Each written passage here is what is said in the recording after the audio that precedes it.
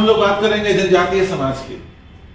हम लोग देखेंगे कि जनजातियों के प्रमुख क्या क्या लक्षण होते हैं। जैसा आप जानते हैं कि झारखंड के समाज में जनजातीय संस्कृति, जनजातीय संस्कार, जनजातियों के तत्व, अभिलक्षण, इसकी प्रमुखता है। और इसके पीछे कारण यह है कि झारखंड की कुल जनसंख्या में 26% से कुछ अधिक संख्या जनजातियों की है। ऐसे में स्वाभाविक है कि जनजातीय संस्कृति, जनजातीय संस्कार का व्यापक प्रभाव झारखंड के संपूर्ण समाज के ऊपर पड़ता है। जब आप इतिहास, समाजशास्त्र या नृजातीय विज्ञान, एंथ्रोपोलॉजी का स्टडी करते हैं, आपको यहां दो अवधारणाओं का उल्लेख मिलेगा, महान परंपरा और लघु परंपरा। लघु परंपरा से आशय उन परंपराओं से है जिनके कोई लिखित विवरण हमें नहीं मिलते, यह अपने आप लोक परंपरा, संस्कार, संस्कृति, प्रचलन आदि में पुष्पित पल्लवित होता रहता है। जनजातीय समाज इसका प्रतिनिधित्व करते हैं। वहीं महान परंपराओं से आशय होता है कि वैसी परंपराएं जिसका स्रोत लिखित धर्म ग्रंथ होते हैं, जैसे कि ऋग्वेद, जैसे पुराण और ऐसे अन्य सारे धर्म ग्रंथ। इन दोनों परंपराओं के बीच आपस में लेन देन की प्रक्रिया चलती रहती है और इसी से समाज की संस्कृति में लगातार गतिशीलता आती रहती है। समाज आगे पुष्पित पल्लवित होता रहता है, समाज आगे बढ़ता रहता है। आज का हमारा इस वीडियो लेक्चर का मुख्य फोकस है कि एक समाज को हम जब जनजातीय समाज कहते हैं तो जनजातीय समाज के मुख्य अभिलक्षण क्या होते हैं। वस्तुतः जनजातीय समाज सामाजिक विकास की एक विशिष्ट दशा का परिचायक है। समाज का लगातार उद्विकास होता रहता है। सबसे पहले जंगली अवस्था, फिर बर्बर अवस्था, उससे आगे चलकर फिर अनेक अवस्थाओं का विकास होता है। इसी के बीच में सामाजिक विकास का एक क्रम है जिसे हम जनजातीय अवस्था कहते हैं। ऐसी कुछ मूलभूत विशेषताएं हैं, चारित्रिक विशेषताएं हैं, कैरेक्टरिस्टिक फीचर्स हैं जो यह निर्धारित करते हैं कि कोई समाज जनजातीय समाज है। तो ऐसे कुछ 10-12 विशेषताएं हैं, इसे आप ध्यान रखिए।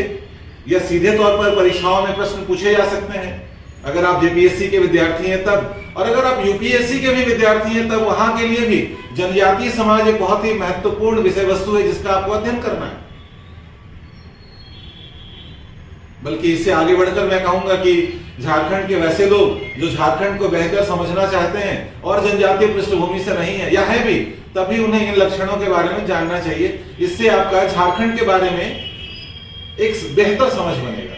तो चलिए देखते हैं कि झारखंड की जनजातियों के या जनजातियों के प्रमुख लक्षण क्या हैं। सबसे पहला है सरल समाज। सरल समाज का अर्थ यह है कि इस समाज में नातेदारी संबंध, सामाजिक संबंध बिल्कुल आमने सामने के हैं। विभिन्न समूह एक दूसरे को परस्पर आत्मीयता के साथ मिलते हैं, उसके साथ व्यवहार करते हैं। सरल समाज वैसे नृजातीय विज्ञान और समाजशास्त्र के अनुसार कहलाता है वैसा समाज जो कृषि करने वाला समाज हो या उससे पूर्व का समाज हो। तो जनजातियां या तो कृषक हैं या कृषक पूर्व की आर्थिक अवस्थाओं को प्रदर्शित करती हैं। जनजातियां ऐतिहासिक रूप से सभ्यता के मुख्य केंद्र से किसी दूरस्थ स्थान, जैसे कोई जंगल है या कोई दूर दराज का पठारी क्षेत्र है, उन स्थानों में निवास करती आई। तो सबसे पहला हुआ लक्षण कि जनजातियां सरल समाज का चित्र प्रदर्शन करती हैं। इनमें समाज में श्रम विभाजन की अवधारणा बहुत ही सरल है। जैसे आज अगर आप देखें, आप जिस समाज में रहते हैं, आमतौर पे आप शहरी या कृषक ग्रामीण समाज में रहते हैं, वहां व्यापक प्रभाव है आज के बाजार व्यवस्था का, शहरीकरण का। यहां पाएंगे कि हर काम को करने के लिए आपको बहुत विशेषज्ञ लोग मिलेंगे। बल्कि आज के समाज में व्यावसायिक विशेषता, व्यावसायिक विशिष्टता अपने चरम पर है। जैसे मान लीजिए आज आपको किसी शरीर के किसी अंग में तकलीफ है तो आप किसी डॉक्टर के पास जाएंगे, तो आपको चुनना पड़ता है कि किस डॉक्टर के पास जाएं। ये पेट का डॉक्टर है, ये ब्रेन का डॉक्टर है, ये हार्ट का डॉक्टर है। यानी आप देख रहे हैं कि एक ही पेशा है चिकित्सा, उसमें अलग अलग विभाजन है। बल्कि एक बात मैं बताऊं, आगे जैसा जमाना आ रहा है, आप जब आंख के डॉक्टर के पास जाएंगे और आपके बाएं आंख में दर्द होगी तो डॉक्टर आपको कह सकता है, भाई मैं तो दाएं आंख का डॉक्टर हूं। ये है विशेष श्रम का विशेषीकरण। जनजातियां उससे ठीक विपरीत स्थिति में है, यानी श्रम का विभाजन बहुत ही न्यूनतम है और यह विभाजन सिर्फ आयु या फिर जेंडर के आधार पे है। स्त्री और पुरुष के नाते कुछ काम आपस में बांट दिए, कोई छोटा बच्चा है तो उसे क्या काम करा लेंगे आप। तो आयु और जेंडर, इन दो बेसिस पर श्रम का बंटवारा आपको जनजातीय समाज में नजर आएगा। अगला है स्तरीकरण, स्ट्रैटिफिकेशन। जनजातीय समाज में स्तरीकरण न्यूनतम है। स्तरीकरण में क्या होता है, जैसे एक क्लास सिस्टम है जिसमें कि upper class, middle class, lower class होता है। एक जाति व्यवस्था है, जिस जाति व्यवस्था में ब्राह्मण, क्षत्रिय, वैश्य, शूद्र का एक तो वर्टिकल डिवीजन है और इस वर्टिकल डिवीजन के बाद फिर फर्दर हॉरिजॉन्टल डिवीजन भी है। तो इतना व्यापक खंडात्मक विभाजन के साथ जिस समाज में सामाजिक समूह होते हैं वह काफी बिखरा हुआ सा समाज आपको नजर आएगा। जबकि जनजातीय समाज में स्तरीकरण नहीं होता, इसलिए आपको जनजातीय समाज काफी सुसंगठित और परस्पर आपस में घुला मिला हुआ काफी सरल, सहज, सौहार्द युक्त समाज दिखाई पड़ेगा। चौथा पॉइंट है लैंगिक समानता। यहां पर मैं महात्मा गांधी के उस स्टेटमेंट का उल्लेख करना चाहूंगा। रामचंद्र के काल में जब महात्मा गांधी से प्रश्न पूछा गया था कि स्वतंत्रता के बाद क्या जनजातियों को भी आधुनिक बनाया जाएगा, उनको मुख्य धारा में शामिल किया जाएगा या पिछड़ेपन के शिकार बने रहेंगे, तो गांधी ने इस पर बड़ा ही एक ऐसा संवेदनशील उत्तर दिया था जो आज भी समीचीन है, प्रासंगिक है। गांधी ने कहा था, मैं कैसे कह दूं कि जनजातियां पिछड़ी हुई हैं। यूरोप और अमेरिका में जहां आज लैंगिक समानता के लिए संघर्ष हो रहा है, अगर आप भारत या झारखंड की जनजातियों में देख लें तो लैंगिक समानता इनके स्वभाव का हिस्सा है, संस्कृति का हिस्सा है। तो लैंगिक समानता का अर्थ है कि स्त्री और पुरुष दोनों ही बराबर होंगे। जैसे अगर आप बिहार या उत्तर प्रदेश के समाज में जाएं, अगर स्त्री और पुरुष दोनों एक साथ चल रहे हैं तो आप पाएंगे कि स्त्री पुरुष के थोड़े पीछे पीछे चलेगी। झारखंड में आप देखेंगे अगर एक कदम पुरुष चल रहा है तो बराबर वाले कदम में स्त्री भी चल रही है। लैंगिक समानता है। अगला पॉइंट है कि जनजातियां वैसे क्षेत्र में निवास करती हैं जो सभ्यता के केंद्र से दूरस्थ क्षेत्र पे है। जैसे झारखंड को आप देख लीजिए, प्राचीन काल में क्या था, मगध इस क्षेत्र में सबसे बड़ी शक्ति थी। मगध से काफी दूर छोटा नागपुर के क्षेत्र में जनजातियों का निवास रहा है। तो सिर्फ झारखंड ही नहीं, भारत के किसी भी क्षेत्र में आप जाकर देखेंगे जनजातियां हमेशा से सभ्यता के केंद्रीय क्षेत्र से परिधि पर रही हैं, किसी आटविक, किसी जंगली क्षेत्र के आसपास, जिसका उल्लेख आपको अशोक के अभिलेख में भी नजर आता है। एक प्रमुख विशेषता है जनजातियों की कि उनका आर्थिक तंत्र मुख्य रूप से आज भी या तो संग्रह पर आधारित है, या पशुपालन है, या कुछ हस्तकर्म के कार्य हैं। हालांकि विकास क्रम में जनजातियों ने भी कृषि कार्य अपना लिया है, पर फिर भी अभी बहुत उन्नत स्तर की कृषि वहां नजर नहीं आती जहां आधुनिक बाजार व्यवस्था, आधुनिक तकनीकी प्रणाली या सरकार की उपस्थिति नहीं है।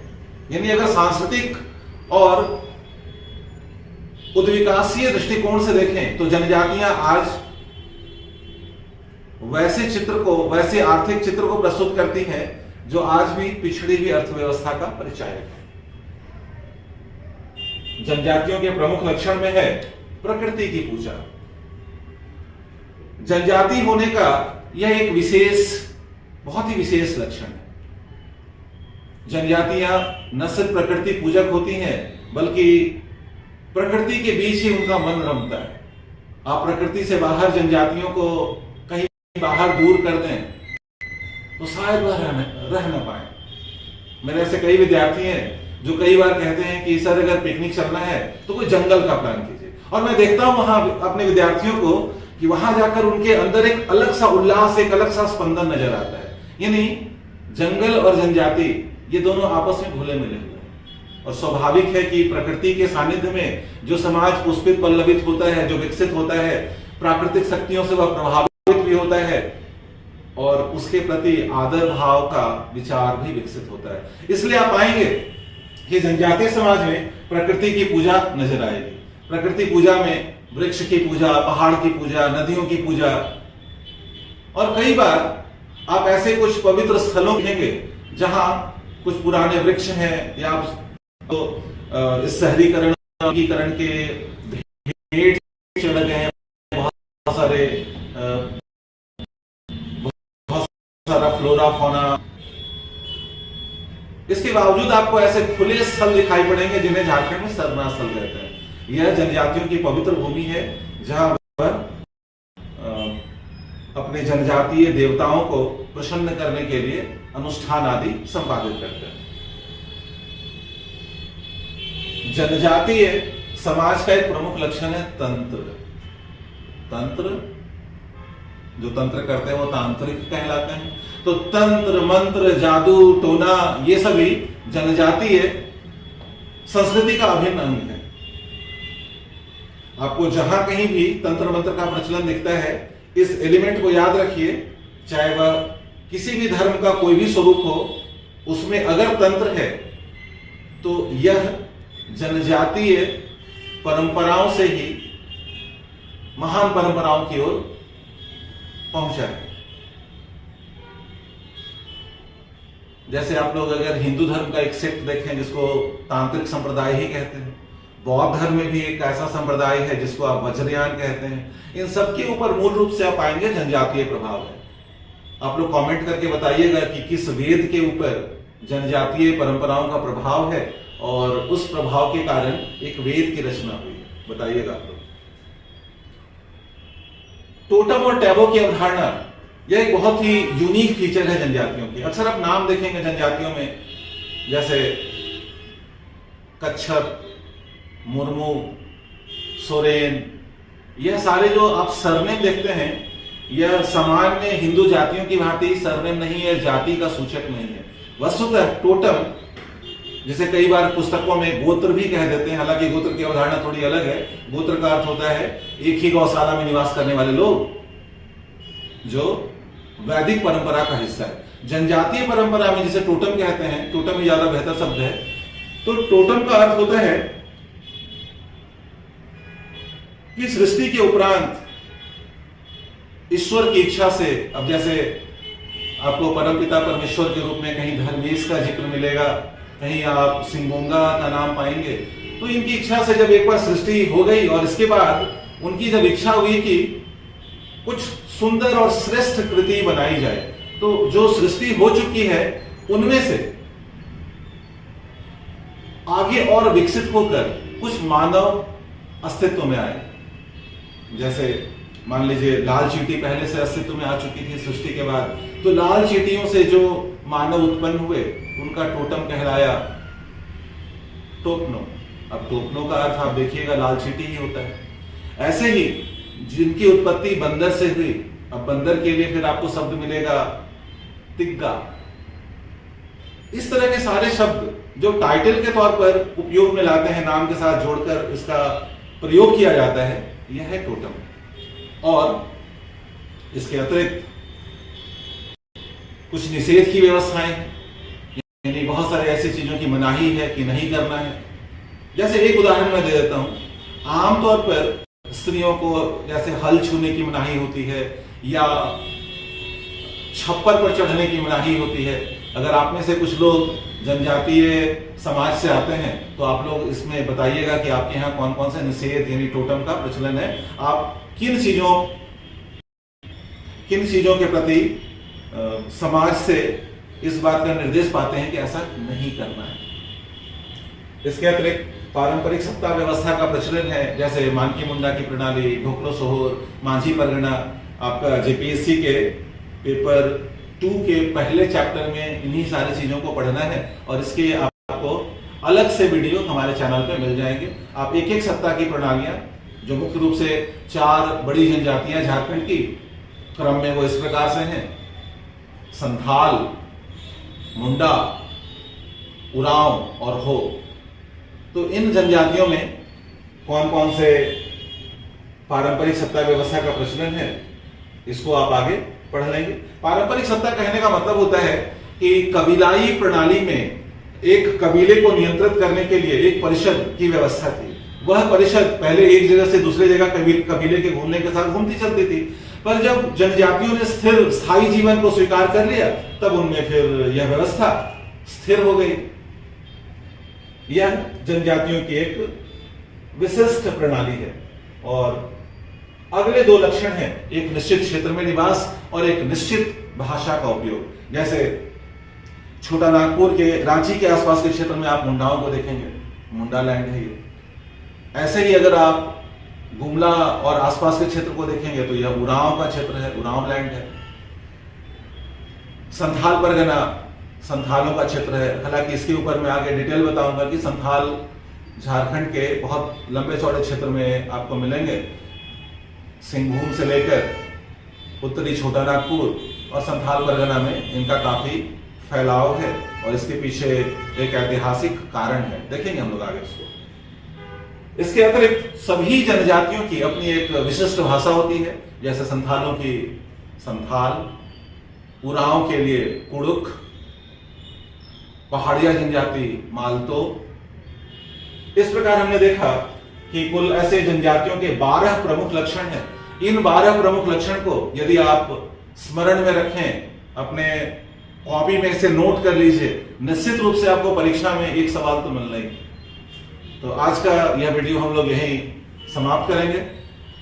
जेपीएससी झारखंड की तैयारी के लिए आप हमारे वीडियो के साथ लगातार बने रहिए। इस प्रकार के ऑनलाइन क्लास और